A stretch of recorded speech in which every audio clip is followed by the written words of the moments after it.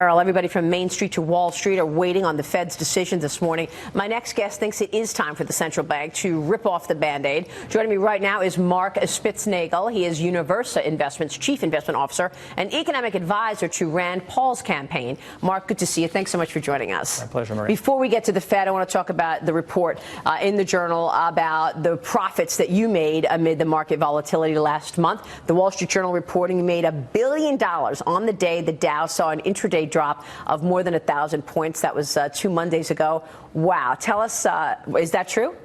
Well, of course, I can't speak about specifics of my returns. August was a good month for us. What I can say is, what's important isn't what Universa made. I would say what's important is what Universa's clients didn't lose in the sell-off. I'm a hedge fund manager that actually hedges for his clients. This is something of sort of an old-fashioned idea in this day of sort of gambling on the next Fed bailout. Yeah, you're not trading and gambling on one Fed move or another, but you certainly look at volatility and use volatility to work for you. Can you talk to us about your strategy as it relates to volatility?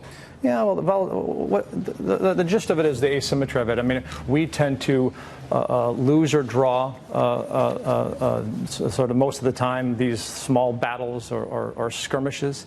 But ultimately we win the wars. Yeah, but when you look at what's going on in terms of volatility in the markets and the backdrop in terms of investing, how do you see the world? I mean, what does the backdrop look like, and how does that influence your decisions? I mean, the unavoidable backdrop today, is central bank interventionism.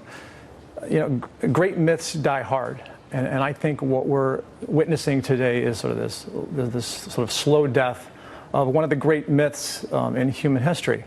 This idea of centrally planned command economies work, that they're even feasible, and that they can be successful.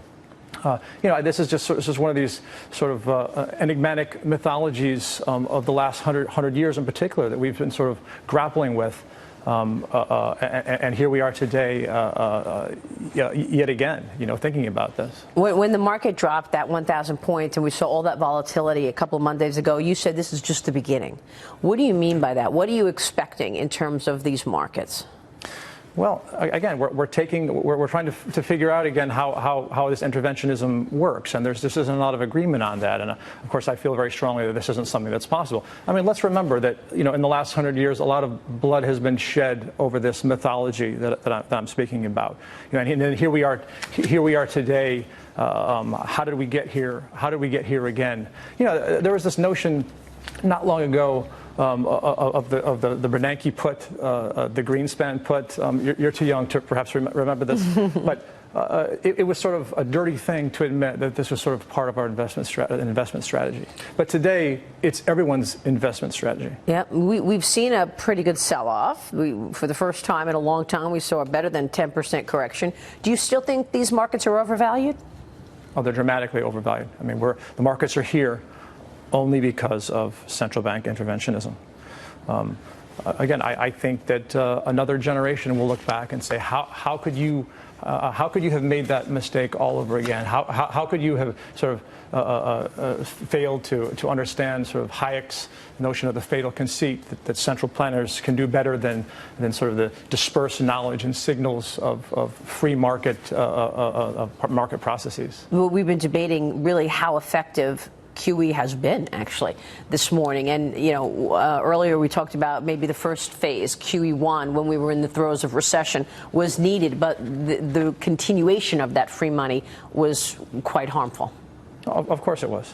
And there's something sort of self-fulfilling about all this. This is what we've seen in the last 6 years. There's something self-fulfilling about this mythology. But ultimately, and this only in the short run. In the long run, we know that it is ultimately self-defeating. When bureaucrats mandate low interest rates, it doesn't spawn long-term productive investment. What it spawns is this sort of short-term gambling, punting on sort of momentum-driven moves, on levered buybacks. snapbacks. This is the world we're in today. So what do you think? I mean, when you look at the Federal Reserve and the meeting today and the expectations there, Wall Street suddenly is not expecting the Federal Reserve to move again.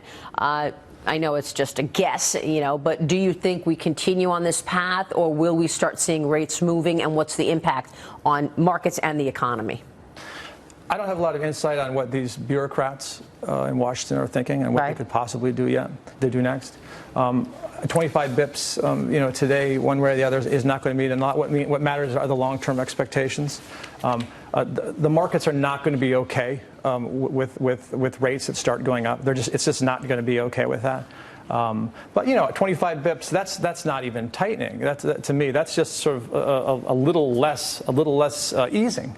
There's a long way to go before rates come anywhere close to where they would naturally be without all this interventionism. All right, so it's not going to have a major impact regardless because it's only 25 basis points, and yet the markets aren't going to like the fact that perhaps we're at the beginning of a new cycle of higher interest rates. How do you allocate capital in such an environment? Are there any places to hide if, in fact, we see another market disruption?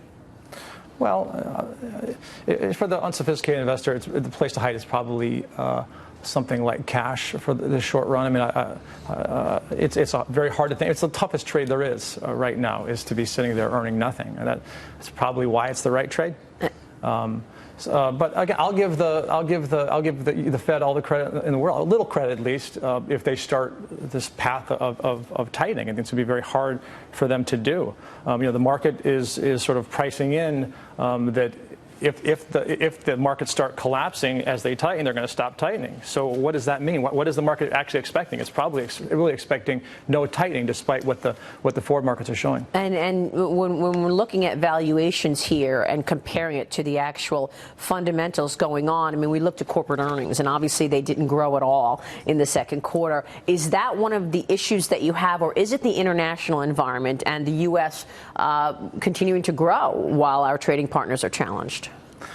Well, I mean, it's a little bit of both. I'm not looking for a catalyst that'll make this happen, and that would be sort of a proximate cause of an ultimate collapse of this, as opposed to the ultimate cause. The ultimate cause, again, is that the markets are are priced the way they are simply because the Fed has mandated interest rates at this unnaturally low level, and all kinds of a bad distortion happens in the economy when the Fed does this. This is a difficult, sort of nuanced point to understand. We see as low interest rate, we think that means that people are saving, that there's all this liquidity, and that entrepreneurs are engaging in longer-term production. But that's not actually the opposite happens when it's mandated by the government. Another one of those examples of bureaucrats try to get you to do something and they actually get the opposite happening. Real quick, are you expecting the kind of day we saw a couple of weeks ago, 1,000 points right out of the gate? I mean, is that going to be sort of commonplace? You think that happens again? August. If August was scary to people, they ain't seen nothing yet. Wow. Mark, it's really nice to have you on the show today. My pleasure. Thanks Maria. so much. Congratulations on the unbelievable performance. Mark Spitznagel joining us there from Universal Investments, CIO. We'll be right back.